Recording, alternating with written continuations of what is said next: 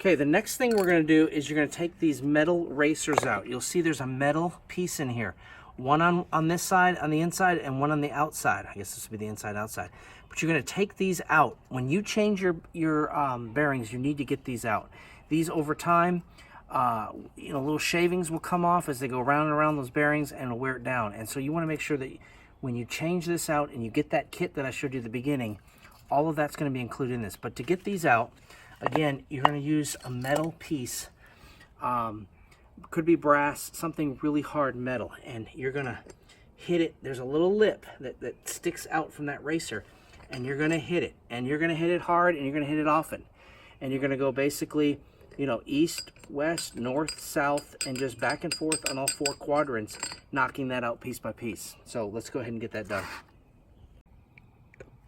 So when you get these racers and you're pounding, and what I've been doing is I've been pounding again with this, but I've been doing it on concrete. And you will get to a point, don't do it on wood, do it on concrete. It's a harder surface. You will get to a point where you see this racer now has moved down. Notice the other side, that racer's inside. I've moved this down to the very end. When you get to the very end, you hit concrete, you have to get that, you have to get this up off the ground and then hit it just a couple more times.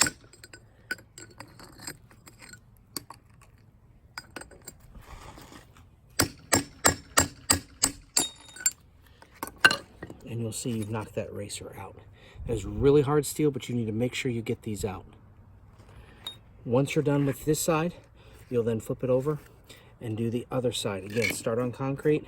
When you get it flush with the bottom here, use wood. All right, once you get your 2 racers out, you'll see them here. I pounded on these a lot. And again, it's really hard steel. There's very, very little damage I've done to those at all. Of course, there is some damage, don't get me wrong, but it's really hard steel. So go at it, get these out. Once you have them out, your hub is all that you have left. Get plenty of clean paper towels. Start with obviously some dirty ones and clean everything out. That's your next step.